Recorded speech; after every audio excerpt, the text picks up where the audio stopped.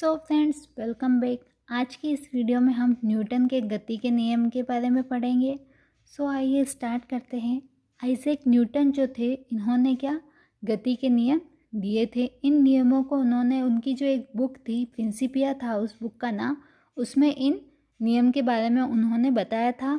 तो उनकी जो गति के नियम थे वो मेन 3 टाइप के थे। गति का फर्स्ट नियम, गति का सेकंड नियम, गति का थर्ड नियम। तो आइए इसका जो फर्स्ट नियम है वो देखते हैं। इनका जो फर्स्ट नियम था वो था कि कोई वस्तु विराम अवस्था में है तो वह विराम अवस्था में ही रहेगी अगर वह एक समान से गति कर रही है किसी सीधी रेखा में, तो वह गति करती रहेगी जब तक कि हम उस पर बल लगाकर उसको रोक नहीं देते। इसको हम ऐसे समझ सकते हैं कि कोई अगर बॉल है, वो अगर एक जगह पे पड़ी है तो वह वहीं पड़ी रहेगी जब तक कि हम उसको धक्का देकर गति नहीं करवाएंगे। और वह अगर गति कर रही है, हमने उसको धक्का दे दिया और वो दौड़ती जा रही है, आगे चलती जा रही है, वो तब तक जाती रहेगी जब तक कि हम उसको रोक नहीं लेते। तो इस नियम को क्या कहते हैं हम? गति का नियम कहते हैं, फर्स्ट नियम कहते हैं। और इसको हम जड़त्व का नियम भी कहते हैं। जड़त्व का नियम जो है, इसमें जड़त्व का मतलब क्या होता है कि किसी वस्तु का वह गुण जिसके कारण वह अपनी विराम अवस्था अथवा गति अवस्था में परिवर्तन का विरोध करती है।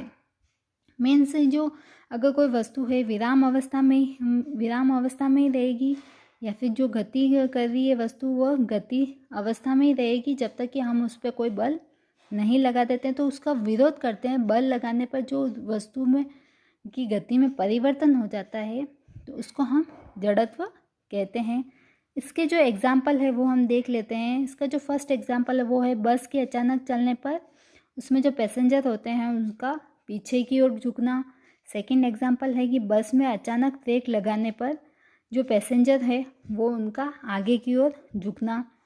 थर्ड इसका एग्जाम्पल है किसी पानी से भरे गिलास के ऊपर हम कोई कार्ड रखते हैं और उसके ऊपर हम कोई सिक्का रखते हैं, तो हम उस कॉइन को उसके ऊपर रखेंगे गत्ते के ऊपर, तो उस गत्ते को हम या तो धक्का देंगे या फिर अचानक से खींच लेंगे, तो वो क्या होता है कि सिक्का जो है वो ग्लास के अंदर गिर जाएगा।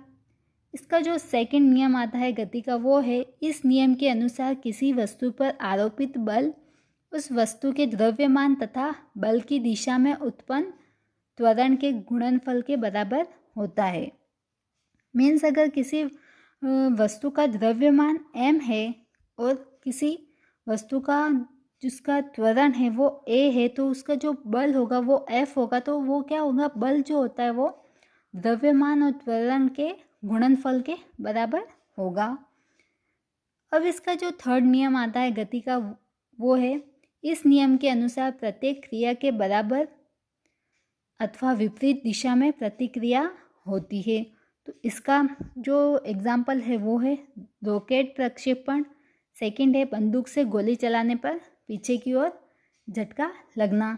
तो इसमें प्रतिक्रिया और तो क्रिया क्या होती है कि हम बंदूक से गोली चलाते हैं तो गोली क्या है, आगे की ओर जाती है, परंतु जो हमें जो झटका लगता है वो पीछे की ओर झटका लगता है। तो ये क्रिया प्रतिक्रिया होती है। तो इस नियम को हम क्रिया प्रतिक्रिया का नियम भी कहते हैं।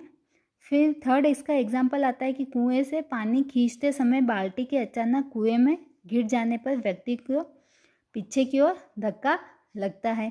तो ये थे हमारे आज गति के तीनों नियम। नेक्स्ट वीडियो में हम अदर टॉपिक के बारे में पढ़ेंगे। अगर आपको ये वीडियो पसंद आई हो तो प्लीज़ लाइक कर दीजिएगा और चैनल को सब्सक्राइब कर दीजिएगा। Thank you.